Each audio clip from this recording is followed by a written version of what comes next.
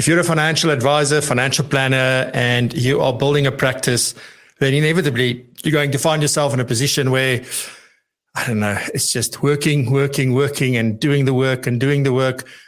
But it doesn't feel like you're really building something of significant value. And with that, I'm not saying that you're not enjoying what you're doing. Absolutely not. You'd probably love what you're doing, and that's why you're giving it everything you've got. But at some point, you're going to have to or want to exit your practice. And then at that point, you want that practice to be as valuable as possible so that you can extract a lot of return on investment of all the blood, sweat, and tears that you had. And that is what I'm going to talk about today. So today is all about how do you move from being a financial advisor to a business owner? How do you make that shift? And lots of other things we're going to talk about in the show today. But primarily, all about making the shift. This is Propulsion, the podcast for forward-thinking and driven and ambitious financial planning professionals. It is the catalyst to the exponential growth of your financial planning practice, your business, or your franchise. This is where professionals come in order to learn about the latest technology, to learn about best practice when it comes to running and managing their business, as well as marketing, sales, relationship building, the best and most valuable interviews with local and international guests, and a whole host of other things. Without any further ado, here is your host, Francois du Toit.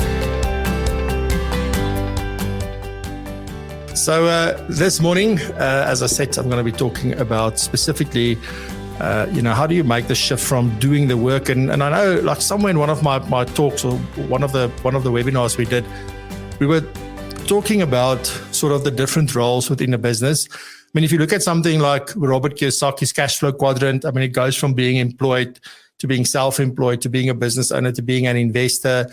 I mean, those things, you look at that, you look at the, what's the guy's name? I can't remember his name, but it's this book that I've read the book, I think twice, around how do you really build systems and things into your business. But he's also talking about, when you're a specialist versus you become a business owner or the entrepreneur. He refers to an entrepreneur.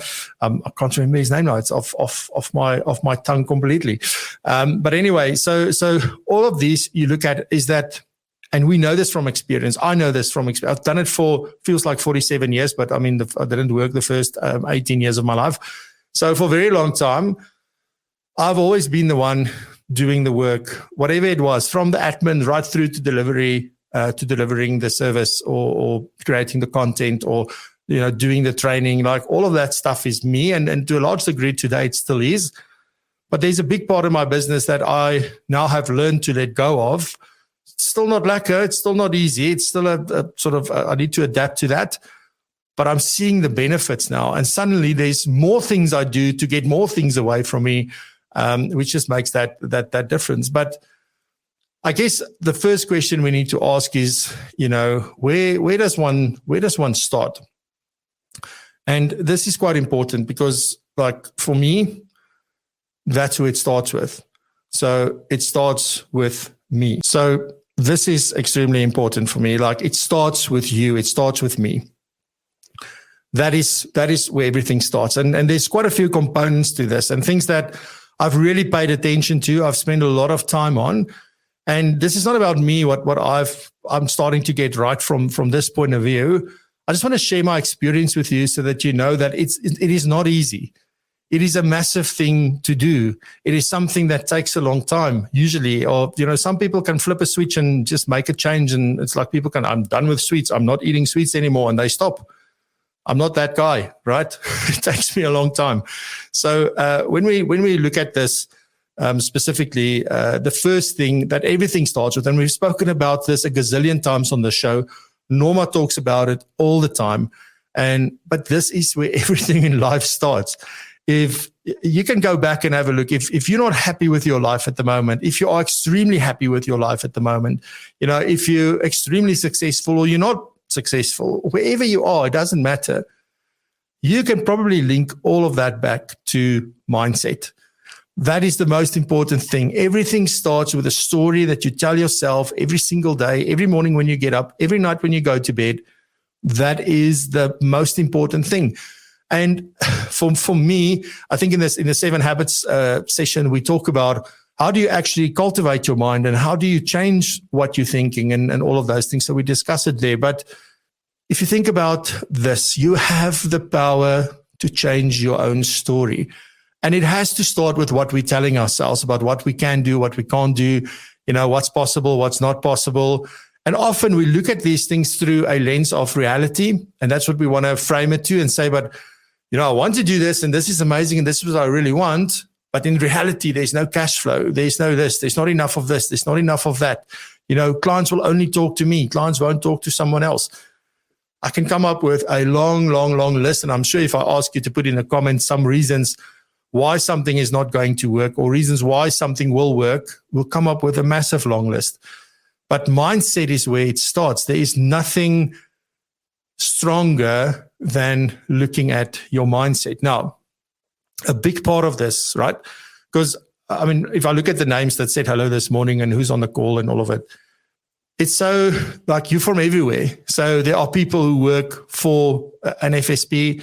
There are people who have their own FSP. There's people who just started their FSP, their own FSP, so their own practice or their own business, but it doesn't matter where you sit. The one thing that's unequivocal is that in this business of financial planning, it's literally, and I'm saying this like just broadly, that it is one of like you create your own outcome. However little, however much, how much money you earn, it's dependent on you and the actions you do, where you find yourself. Often you will find yourself in a place where, you do everything right, but it's just the wrong dam with the smallest fish. And all you need to do is move to another environment, move to another dam, move to another. You're already doing everything right. But because you find yourself in the wrong place, you think you're not doing a good job or you're not doing things right. But likewise, you can be in this massive opportunity where all these things and you're not doing things right, and then you may also not have success. So a lot of things needs to come together for this. Now, why am I rambling on about, it doesn't matter whether you're tied or independent or, sort of somewhere in between. It is because you've got to understand whether you're an entrepreneur and whether you're an intrapreneur. But the fact of the matter is that if you want to be in this business as a financial advisor and a financial planner, and whether you earn commission or whether you get paid via commission, or you get paid via fees, assets under management, it doesn't matter your way of getting paid. It is irrelevant for me. You've got to understand that everything is left to you. You are responsible and accountable to make this work. And it's basically no work, no pay, right? So over time, you can build up things and you can build things here that you can't do in any other industry, any other profession, but you can do it here.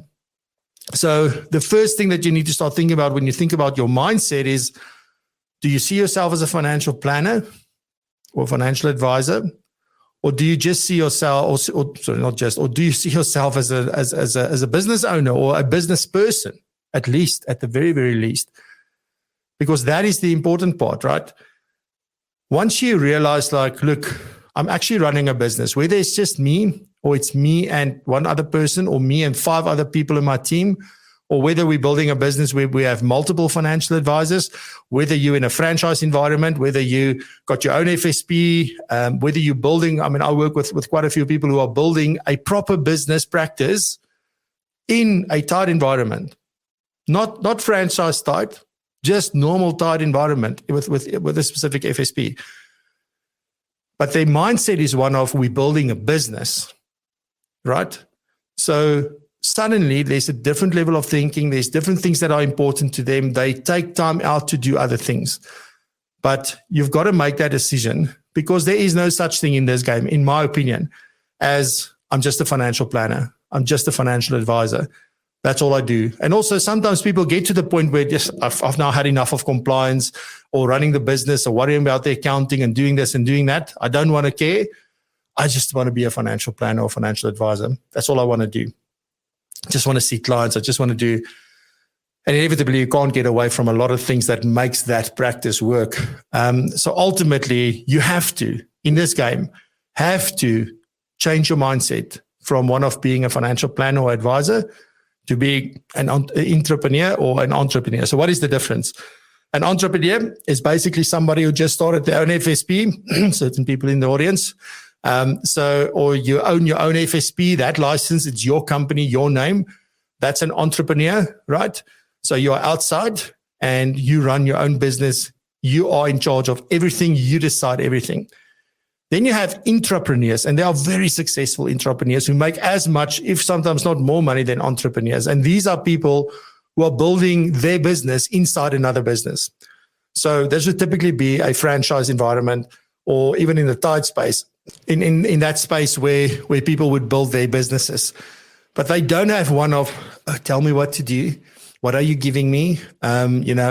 Please change this for me. Please give this to me for free. There's none of that. You talk to these very highly successful people in that environment. They go make things happen, but they do it within a framework and within a brand that they want to do, right?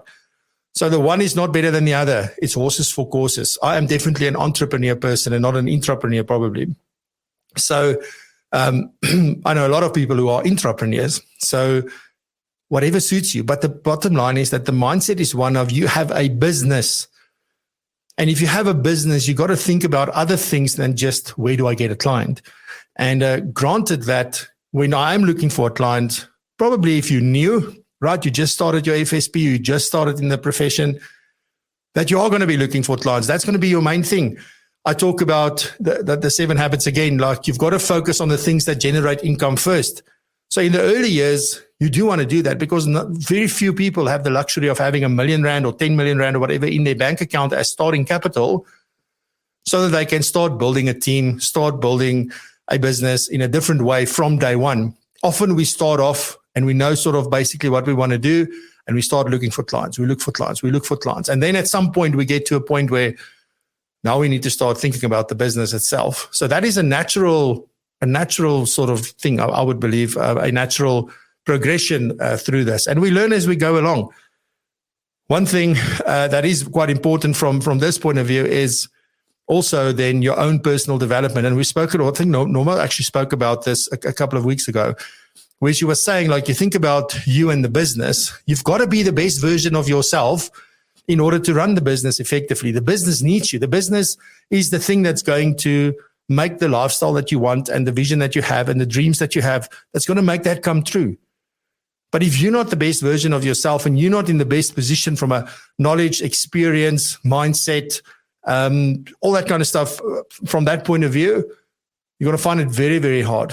And the other thing is that if you ever stop developing yourself, and there's many areas, right? If I just think about like the balance wheel of life, just those components, if you need to work on all of them, you will never, ever stop. You will never, ever know everything. You will never learn everything. You will never have the answers to everything. So you need to keep on developing yourself. And I have to throw this in here, that CPD from a professional point of view is such a valuable tool for you to use. Too many times still today, we like how many years in, 4 years into the new fit and proper and CPD requirements, they're very clear. You've got to sit at the beginning of the cycle, identify your gaps, and then your CPD should be aimed at addressing those gaps. Very clear. It's in the legislation, in the regulation. However, people just focus on the 18 points I need to get, or the FPI is 35. That's all they focus on. I just need to get this done. Let's just tick the box. It's done. You're missing out on a massive opportunity to take your business forward, to serve your clients better, to do better things. And I'm not saying if I say you and it's not applicable to you, please just go, Frans, I do that anyway. But it's such a massive opportunity. And I can't believe that people are not grabbing that with both hands. So next time you choose to attend a CPD session, ask yourself, is this something I need? Not the points. Is the knowledge something I need? Very, very important. It was quite interesting. In the summit survey, we asked people, did the fact that we offered CPD make a difference on your decision to buy a ticket or not? Half said yes, half said no. So, I understand we've got stuff that we need to tick a box for, but use this to your advantage. It's a very awesome tool for you to have. And here's the last thing, understanding that specifically for intrapreneurs, right? If you work within a business, but sometimes even the entrepreneur, the person with their own FSP, we don't take full accountability. We don't take that sort of extreme ownership of saying everything starts with me, everything stops with me. If something doesn't work, it's me. If that didn't get done, it's me. It doesn't matter who the job was allocated to. It's all about, it's me. I didn't make sure there's not a process in place, or there's not a check in place, or something to have made sure that that this thing didn't fall through the cracks. So it's my fault. I didn't consider that. Even if it's a manager's responsibility in your business to do that. Even if you think one of the big FSPs were supposed to give you something, or, the technologies you are not working. Oh, they're not using the system that I want to use. Oh, they're not doing this. Oh, they're not doing that. No, take accountability, take ownership. It is something that you cannot get away from, shouldn't try and get away from. And most people that I know don't. They do take accountability. But these 4 things together is where it starts. If you want to move from being a financial advisor to a financial planner, and I'm going to give you some of the things where you start and what you need to do in a second. But you've got to think about your mindset. You've got to make the decision, because again, it's got to do with the story you tell yourself. You're not a financial planner. You are a business owner, and business owners think differently. You've got to put on those different hats. You've got to constantly work on your personal development, and in a balanced way. Okay. You can't just go, heads in, and that's not all I do all day long. But you've got to have a plan for that. And then be accountable. Be the person that the buck starts and stop with from that point. All right. So the next thing then, obviously, is once you've got that sorted, is that we need to think about reinventing your practice, right? And then actually making the shift. And there's a few things here that you must absolutely be ready for, something that you should not have any illusions about. It is something that is going to hit you hard in the stomach, in the pit. Yeah, it definitely hit me. Because when I say you must have a mindset of this and you must do this, there's certain truths that you are going to have to face and uncover as you go along. But sort of the first point here, I would say, is that you've got to know that you're going to have to deal with change, and you have to ready yourself for that. So you've got to get ready that things are going to be different. Things are going to be hard. It's not going to be easy. I don't know how many conversations I had in the last 4 weeks. And it's funny how these things come along. I guess that's also what drives what I talk about here. But a lot of older people who has this thing, it's too difficult. I can't learn this. The thing is that I think the older we get, the more we forget just how hard it sometimes is or was for us to learn something new. It never came easy. The thing is, why it looks so easy to younger people and children is because they don't overthink it. They've got no frame of reference to say, but I always used to do it like this. Now I must do it like this. Sure, that is a massive change. No, they just go and play and figure it out. Why are we not playing and figuring it out? That is what change is about. Something is only hard when you're figuring it out. Once you figure it out, it's easy. And I'm telling you now, if a 5-year-old can learn to use a piece of technology, then a 95-year-old can do that as well. So there's no excuse for any of us not to learn something new and to do that. But it comes with a lot of emotion, frustration, and effort. And it does take more energy maybe when we're older to deal with a change and to learn something new and to understand something new. But it's doable. If there's one person in the world that did it, most of us can do it, if not all of us. So that's the important part. Next thing that you need to do is to go sit down and say, what is my vision now? Like, I am where I am. I accept where I am. And with this, I'm not saying like you're in a bad space. So you might be in the perfect space. So do I even need a new vision? Or do I just need to focus a little bit more and just be a little bit more intentional and a little bit more doing things by design instead of just winging it? Nothing wrong with my vision, right? My vision hasn't changed much over the last 6-7 years. It's become clearer because there's things that I thought I wanted that I don't want. And there's things that I thought I wanted that I wanted even more now. So those are the things where your vision becomes very clear. And I'm going to take you through sort of the things that you need to do to help you craft this clear vision. But that's the thing. You've got to go sit, talk about this, think about this, reflect on this, and like, what is it that you're after? Me and a good friend of mine, we often speak about this, like, what do we want? So I'm very much about a specific lifestyle, and not in the sense of that I want to drive in the biggest car and live in the most expensive places. Not at all. Freedom is my highest value, and that means something to me. And I'm very clear on what that means to me. And that's the kind of life I want to live, is where I can almost like not experience, but taste that freedom, feel that freedom. I've done things in the past where like I never want to feel that again. Like I don't want to. So I'm very clear on why I have a business, what I'm trying to achieve. And it's got nothing to do with money for me, right? For other people, it's got everything to do with money. It depends on where you come from. It depends on your history. It depends on a whole host of things. There is not a right or wrong answer here. The fact of the matter is that you need that clear vision in order to know where we're going. Very important. Very important then also to just think about, if you've got an existing client base, in that existing client base, who do you actually like working with the most? And who do you work with best? Because for some reason, we've been brought to believe or been convinced to believe that we need to do everything for everyone. In 2019 and 2018 and 2017, I did facilitation for Milpark for the NQF6, and I did these learnerships where I facilitated the wealth management qualification to them. And I always use that opportunity to plant other seeds of different ways of doing things.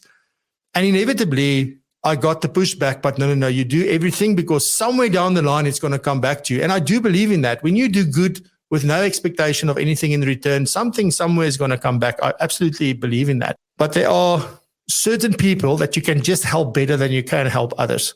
There's also certain people within that group that you get along with better than with anyone else, right? So some of them are draining, some of them gives you energy. So you got to go and sit down and figure out, who do you actually work best currently in your practice. So that would be that. Then what I call cut the fluff. This is just something that where once you know who these people are, you've got to get rid of the ones that are not so great for you to work with and who you don't make such a difference to. Now, does that mean getting them out of your business? Not necessarily, because you could appoint another financial advisor or a junior or somebody to look after those clients. So you don't lose the revenue. You still have that relationship, because ultimately, think about this. When Amazon started, I'm so happy that they're coming to South Africa. I'm seeing loads of opportunity. So the fact that they started off just selling books, that is what Amazon became known for, just selling books. And then over time, now they do freaking everything. It's the same with any business. Any of the big FSPs are looking after almost any type of client. But everybody who starts with a very specific client that they help. And some businesses growing to do more of that with those clients. And some people that, now we start helping this and we start helping that. And that's just the thing. But the fluff for me, and I've got a whole sort of thing that we take people through and how to do it and how do you determine, we've got worksheets and all sorts of stuff. But cutting the fluff means that list of people who doesn't meet my criteria, I need to either move them to somebody else in my business or fire them out of my practice. It's perfectly fine. I know recently at the FPI peer collaboration sessions, that was a big topic that was discussed about how do I fire a client professionally and not just leave them hanging. So there is a process to do that, but you've got to be able to do that. You are not supposed to work with everybody, right? So that is not the thing. The other thing I want to say about these two things probably before I move on is I see too often that, if I have a business, for example, and I decide, look, my niche market is this. And one of the criteria is, for example, I only work with people who's got 10 million or more to invest, just as an example. Now there's other people out there that maybe have a different view or different sort of feeling about this and a different philosophy around this. So for them, it's not about the business and the metrics. For them, it's about the social good. And we need to help everybody with financial planning and teach them financial knowledge and expertise and things like that so that they can be better. But nothing gives us the right to go and say, oh, but that person is now, that's all about the money and they only work with grand clients and wealthy clients. And, what about these? We need to help them. Don't worry about the person who's doing the big clients. You go help because that's your heart. That's what you want to do. No need to say anything, right? Focus on what we do. That's the more important thing. So once you figured out Don't feel guilty about who you want to work with and who you don't want to work with. I think that is my big point. So adapting your value proposition, do you need to? You need to go look at, do you know what you're doing? Why are you doing it? You've got to adapt it to be in line with your vision, the clients that you work best for, the work that you do for them. And that's what you need to do. And I think already you're sitting there going like, when am I going to do this? I'm getting to that. The last question that you need to do if you want to reinvent what it is you're doing is, who must you become? You must be very, very clear. I need to learn more about business. I need to learn more about, technology. I need to learn more about, because most people who move from doing a role into leading a business, working with people, is probably the thing that becomes the most important thing. Now, what I'm definitely not professing here is that whenever you decide that you want to build a business, or you want to make that mind shift from being a financial planner or advisor to a business owner, what I'm not saying is you have to build a big business, right? You can still be just you and your 1 or 2 or 3 or 4 or 5 support staff. That's it. But ultimately, you're still leading people. In rare occasions, some people, maybe with the kind of life they want to lead, the income they need, they can do everything themselves. They don't need a team. They don't do anything. You'll be a true solopreneur and you won't be having any team members. However, you will still need resources. So whether it's the companies you have contracts with or whether it's your technology providers, we still need to work with people apart from our clients. And we also lead them to our vision. So there's always a need for that. But who must you become? You must be very clear on where your gaps are. What are you doing well? What are you not doing well? Where do you need to learn? Where do you need to spend time on? And that's going to get you to help you reinvent your practice. Because at the end of the day, we can do all these other things, but then we must implement. Then we must do the things that we say we're going to do. Too often, I was listening to a conversation the other day on impact theory with Tom Bilyeu and Alex Hormozi or somebody. I can't remember his surname now. But he was saying something very, very true that really hit me. I was on the bicycle in the gym, believe this or not, and I was watching this while I was doing that, because otherwise the cycling doesn't end. And he said something very profound, very simple, but very profound. What he said was, too many people think that by getting exposed to the knowledge, by getting exposed to the information, by getting exposed to the experience, that's enough. And that's what they need to do. So they consume content left, right, and center. It's all you do. You watch, you learn, you make notes, you sort of sketch diagrams, you do all this stuff. But that's not where the learning takes place. The only time the learning takes place is when you actually go and do the stuff. So yes, you should expose yourself to information and knowledge and all that stuff. But the real value lies in going to do what it is that you just learned or trying it out. The problem is that we're too afraid to fail, because what about the time I'm losing? What about the money I'm losing? What if I put off a client that's important to me? So we rather just stick to the status quo and we just do what we do. That's not how you grow. That's not how you become better for your clients. And you know what? If something does go wrong, and the chances of it going wrong, losing a client, if you've got a good relationship, is very, very slim. But I can promise you, by the time you figure it out, you'll pick up 10 more clients that are probably better than the one that you lost. So we shouldn't focus on what we can lose. We must focus on what we can gain. And I think most important is our intention. Like, you really need to audit your own intention. Are you going to, am I doing this for the right reason? Am I focusing on helping my clients? Are my clients at the center of what I do?